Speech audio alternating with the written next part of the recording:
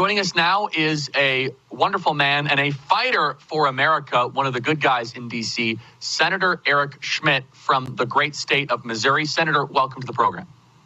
Hey, it's good to be with you. By the way, at my desk here at home, I just happen to have a pocket constitution at my desk. Now, I don't think it's from Hillsdale, but I'm glad they're doing that. Well, Senator, let's start with that. In Congress in general, wouldn't it be nice if most senators and members of Congress would be carrying around a pocket constitution? That would definitely focus the body, wouldn't it?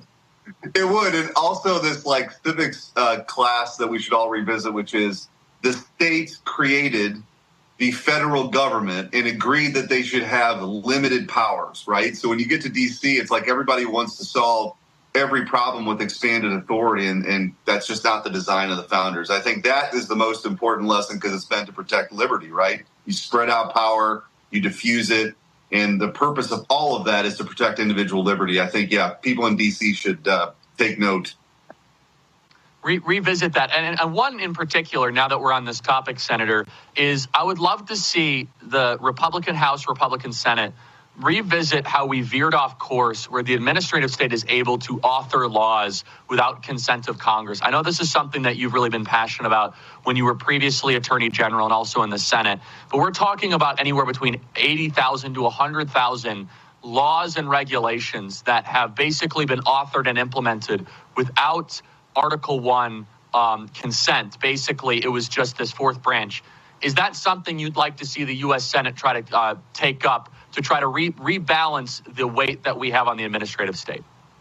Yeah, in fact, when I gave my first floor speech or maiden speech in the Senate, the two topics that I identified as the biggest threat to our republic is the suppression of free speech and the growth of the administrative state. And I think that, the administrative state, it just is antithetical to the design that the founders, that we're talking about the Constitution, had in mind, because the whole idea of our country is that we could self-govern, right? And this was an anomaly in world history. It still is, for the most part, in the world today, that the people are the sovereign, right? And the people grant this authority to their elected representatives to go do certain things, and they can send them home or they can send them back, but ultimately somebody's accountable.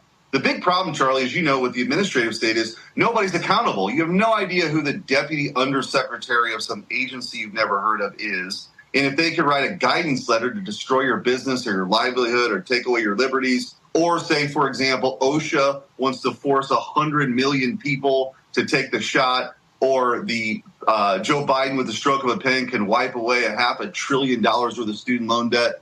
That's what they want, because they want to aggrandize their authority, but that's not what they're empowered to do. And so I do think there's a couple things that should happen by way of executive order, and I think you're going to see Vivek and Elon Musk take on some of these things that can be done from an executive level. But we do have to have structural reform in Congress, whereas if some bureaucrat wants to ban gas stoves, we should have to vote on that, right? And then the people of Missouri can judge me on my vote. The people from Idaho can judge somebody from Idaho on their vote. But right now, there's just no accountability. So it really is a fundamental issue about our republic and self-government. So I absolutely think there needs to be a focus. It's some of the things that I'm going to be working on in the Senate. And of course, in my previous life as AG, we brought a lot of lawsuits that were successful, but we brought that Missouri versus Biden lawsuit that showed these administrative actors coordinating with some of the biggest companies in the history of the world to suppress speech, which is really scary too. Without getting too wonky, this is just for my own purposes, and the audience will definitely, hopefully, go deeper on this. The Chevron doctrine does not go as far on this topic. Is that right?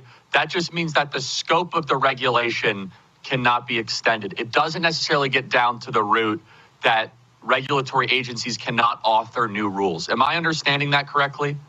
So I think the best way to describe it is there are two cases that kind of chipped away. There was this, and then the most important one probably is this West Virginia versus EPA case that was decided a few years ago. So for the audience, Chevron gave outsized authority or deference to these agencies, which basically said, hey, kind of trust the experts here, and the courts would defer to their opinions in an outsized way. So that starts to get chipped away over the years.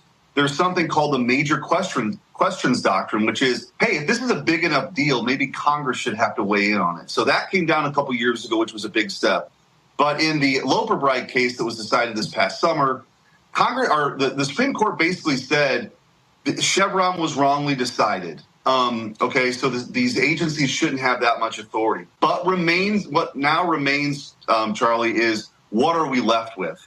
And so actually I'm leading a working group in the Senate, working with people like Mike Lee and others, so that Congress now reclaims some of this authority, right? We should be the ones that have to vote on these things. Yes. Our legislation should probably be a little bit more prescriptive, so we don't give them this much authority. The other truth is some people in Congress kind of like it, Charlie, because they can say, hey, I voted for the greatest bill in the world, but I can't believe what the EPA did, right? They can kind of pass the buck, and we got to change that dynamic too. So there's some work to do, but that's a big opening for us with the Chevron decision being overturned, but we got to do something with it.